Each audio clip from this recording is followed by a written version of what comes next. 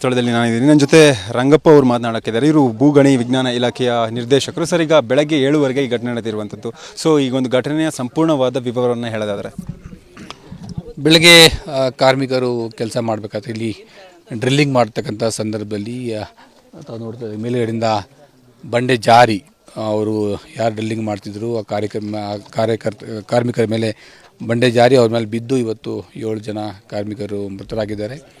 ಒಬ್ಬರು ತುಂಬ ಸಿವಿಯರಾಗಿ ಗಾಯಗೊಂಡಿದ್ದಾರೆ. 4 ಜನಕ್ಕೆ ಸಣ್ಣ ಪುಟ್ಟ ಗಾಯಗಳಾಗಿದ್ದಾವೆ. ಸರ್, ಈಗ ನಿನ್ನೆ ಅಷ್ಟೇ CM ಅವರು ನಿಮ್ಮ ಜೊತೆ ಸಭೆಯನ್ನು ಮಾಡಿದರು. ಈ ಒಂದು ಭೂಗಣಿ ಇಲಾಖೆ ವಿಜ್ಞಾನ ಇಲಾಖೆ ಅಧಿಕಾರಿಗಳ ಜೊತೆ ಎಲ್ಲೆಲ್ಲಿ ಕ್ವಾರಿಗಳಿದೆ, ಆ ಲೈಸೆನ್ಸ್ ವಿಚಾರವಾಗಿರ್ಬೋದು, ಸಾಕಷ್ಟು ವಿಚಾರಗಳ ಬಗ್ಗೆ ನಿಮಗೆ ಕ್ರಮವನ್ನು ವಹಿಸೋಕ್ಕೆ ನಿಮ್ಮ ಇಲಾಖೆಯ ಕಾರ್ಯದರ್ಶಿ ರೋಹಿಣಿ ಸಿಂಧು ಅವರಿಗೆ ನಿರ್ದೇಶನ ಕೊಟ್ಟಿದ್ದರು. ಅದಾದ ಬಳಿಕ ಇವತ್ತು ಬೆಳಗ್ಗೆ ಈ ಘಟನೆ ನಡೆದಿರುವಂಥದ್ದು. ಸೊ ಇದರಲ್ಲಿ ಕಾರ್ಮಿಕರ ಅಥವಾ ಮಾಲೀಕರ ಏನಾದರೂ ನಿರ್ಲಕ್ಷ್ಯ ಇದೆಯಾ ಸರ್? ಖಂಡಿತ ಇಲ್ಲೇನಾಗ್ತಿದೆ, ಇಲ್ಲಿ ನಾವು ಏನು ಸೇಫ್ಟಿ ಕಾರ್ಮಿಕರ ವಿಚಾರದಲ್ಲಿ ಸೇಫ್ಟಿ ಮೆಜರ್ಸ್ಗಳನ್ನು ನಿಯಮಗಳನ್ನು ಪಾಲನೆ ಮಾಡಬೇಕಿತ್ತು.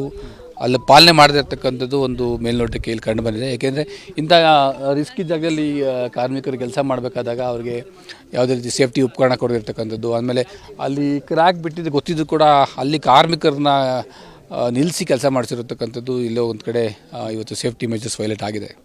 ಸರ್, ಈಗ ಬಫರ್ ಝೋನ್ ಆ ಭಾಗದಲ್ಲಿ ಏನು ಕಾಣಿಸಿದೆ, ಅದು ಬಫರ್ ಝೋನ್. ಈ ಕಾವೇರಿ ಸ್ಟೋನ್ ಕ್ರಷರ್ ಮಾಲೀಕರ ಬಫರ್ ಝೋನ್ ಅದಾಗಿರುತ್ತೆ. ಈಗ ಆ ಭಾಗದಲ್ಲಿ ಬಫರ್ ಝೋನಿಂದ ಕಲ್ಲು ಬಿದ್ದಿರೋದಾ ಅಥವಾ ಇವ್ರ ಕಡೆಯಿಂದ ಬಿದ್ದಿರೋದಾ, ಅವ್ರ ಕಡೆಯಿಂದ ಬಿದ್ದಿರೋದು?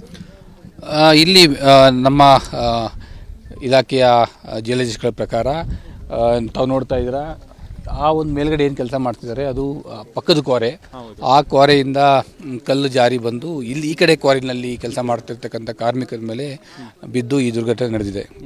ಅರೌಂಡ್ 7.5 ಫೀಟ್ ಡಿಸ್ಟೆನ್ಸ್ ಇರಬೇಕು ಬಫರ್ ಝೋನಿಂದ, ಒಂದು ಸ್ಟೋನ್ ಕ್ರಷರಿಂದ ಮತ್ತೊಂದು ಸ್ಟೋನ್ ಕ್ರಷರ್ಗೆ ಅಂತ ಇದೆ ಸರ್.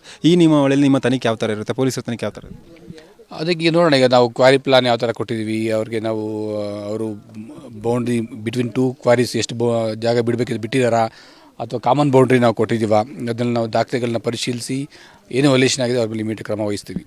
ಸರ್, ಮೃತಪಟ್ಟಿರುವಂಥ ಕಾರ್ಮಿಕರ ಡೀಟೇಲ್ಸ್ ಹೇಳೋದಾದರೆ? ಈ ಕಾರ್ಮಿಕರು ಬಿಹಾರ್ ಮತ್ತು ಅಸ್ಸಾಂ ರಾಜ್ಯಕ್ಕೆ ಸೇರ್ತಕ್ಕಂಥ ಕಾರ್ಮಿಕರು, ಎಲ್ಲ ಸುಮಾರು 30ರಿಂದ 50 ವಯಸ್ಸಿನ ಕಾರ್ಮಿಕರು. ಪಾಪ ಅಲ್ಲಿಂದ ವಲಸೆ ಬಂದು ಇಲ್ಲಿ ಕೆಲಸ ಮಾಡ್ತಾಯಿದ್ರು. ಇವತ್ತು ಅವರ ಕುಟುಂಬದಲ್ಲಿ ಒಂದು ದುರ್ಘಟನೆ ನಡೆದೋಗಿದೆ. ಸರ್, ಮೃತಪಟ್ಟಿರುವಂಥ ಕಾರ್ಮಿಕರಿಗೆ ಪರಿಹಾರ ಕೊಡೋದು ಆ ಥರ? ಈಗ ಆಲ್ರೆಡಿ ನಾವು ಈ ಒಂದು ಗಣಿ ಮಾಲೀಕರ ಜೊತೆ ಚರ್ಚೆ ಮಾಡಿದ್ವಿ, ಅವ್ರಿಗೆ ನಿರ್ದೇಶನ ಕೊಟ್ಟಿದ್ದೀವಿ. ಮೃತಪಟ್ಟವ್ರಿಗೆ ತಲಾ 10 ಲಕ್ಷ ಪರಿಹಾರ ನೀಡಬೇಕು ಅಂತ ಹೇಳಿ ನಾವು ಹೇಳಿದ್ವಿ. ಜೊತೆಗೆ ಯಾರ್ಯಾರಿಗೆ ಗಾಯಗಳಾಗಿದೆ ಅವರು ಕೂಡ ತಲಾ 5 ಲಕ್ಷ ಕೊಡಬೇಕು ಅಂತೇಳಿ ನಿರ್ದೇಶನ ಕೊಟ್ಟಿದ್ದೀವಿ. ಅವರು ಕೂಡ ಸಕಾರಾತ್ಮಕವಾಗಿ ಸ್ಪಂದನೆ ಕೊಟ್ಟಿದ್ದಾರೆ.